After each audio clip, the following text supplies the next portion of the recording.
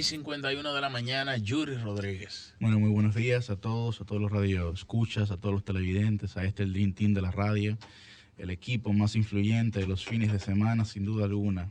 Miren, yo quiero tratar un tema un poco importante que creo que debe de servirnos para abocarnos a una profunda reflexión y sobre todo a una clase política que quiere hacer creer que tiene la objetividad y la razón en sus manos cuando ni siquiera puede mantener un debate didáctico sobre lo que debería ser la política o para qué debería funcionar la política.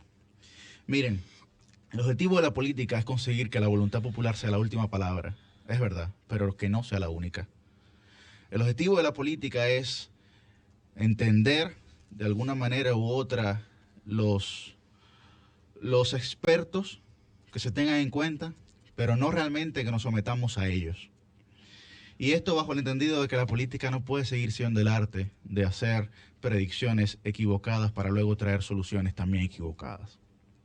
Especialmente en un contexto que nos exige gobernar en alta complejidad. Porque mire, es muy difícil usted hacer su ejercicio político de forma eficiente si usted no aprende a gestionar su ignorancia.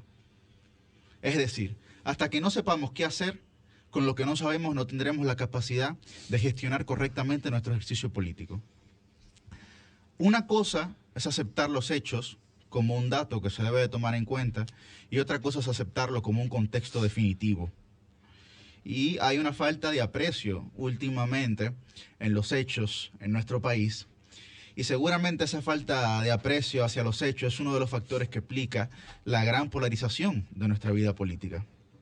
Y el combate político entonces parecería desarrollarse fuera de los hechos y que se desarrolla en ficciones útiles. Por eso, señores, las redes sociales democratizan en la misma medida en la que desorientan. Hay quienes se creen los dioses de la objetividad sin entender que la objetividad ya no puede ser un instrumento de incuestionabilidad, sino que debe ser un amparo a nuestro juicio político en el que podamos entender las diferencias que tienen los demás sobre nuestro análisis. Pero todo esto va encadenado a un deseo de honestidad, de pulcritud de la sociedad hacia los servidores públicos. Y esto tiene y muestra dos presupuestos. El primero de esos presupuestos es que nuestro principal problema obedece a esa falta de visibilidad, de no saber qué tienen o qué han conseguido esos servidores públicos. Y el segundo es que deberíamos estar en condiciones entonces de ver y vigilarlo todo. Pero es aquí donde vemos que aquellos que se llaman libres de pecado, realmente no están tan libres de pecado. Porque, por ejemplo, vemos en la Cámara de Diputados algunos congresistas que simplemente piden interpelación, pero que realmente sus iniciativas no son aquellas que pueden resolver los problemas que indignan a la gente o que no le dan dignidad a la gente común. Por ejemplo, el caso de una diputada que en principio en el año 2016 era candidata a alcaldesa y de repente renuncia a esa candidatura a alcaldesa para dársela a otra persona que es el actual alcalde, pero que ni siquiera pudo ir inscrito por su propio partido, que era el PRM, sino que tuvo que ir por los reformistas, para ella ocupar la plaza que ese actual alcalde tenía en el Congreso. Claro, no hay nada negativo dentro de eso, pero esa misma diputada no ha tenido la capacidad ni la virtud, ni sobre todo la sensatez de decir frente a la sociedad dominicana cómo fue financiada su campaña. Entonces, ahí nosotros pensamos, bueno, es muy interesante cuando nosotros le tiramos la cuava al otro, pero es muy difícil cuando nosotros no sabemos asumir nuestra propia responsabilidad. O también sería más interesante preguntarse por qué un solo hombre intimida todas las instituciones públicas de este Estado y hace lo que se le viene en gana con ellas. Un solo hombre que fue expresidente, que es expresidente. Pero no parecería coincidencia entonces que esas dos personas o esas dos organizaciones que representan esas dos personas sean parte de una alianza. Queridos radioyentes y televidentes, estamos ante el típico caso de una responsabilidad recursiva. en el que todos los reproches tienen algo de razón, pero ninguno tiene toda la razón. A medida que crece la imputación hacia los demás, disminuye la reflexión sobre uno mismo. Miren, cuando todo el campo los ocupan las explicaciones que culpabilizan a los otros, el espacio para la interrogación acerca de nuestras propias responsabilidades se ve mermado. No han entendido esos políticos que a quienes más ellos deben de temer es a ellos mismos por su comportamiento irreflexivo.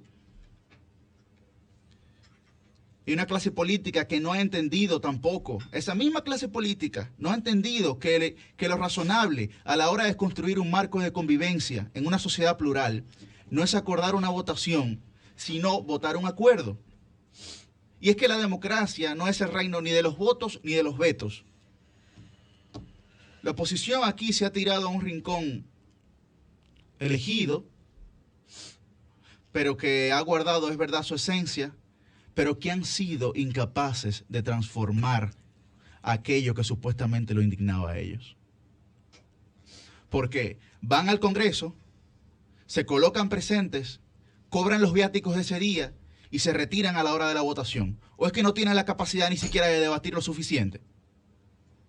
El cambio, ¿cómo esa gente va a representar el cambio en nuestro país si han pactado con un homicida confeso, como es Mato Berrío?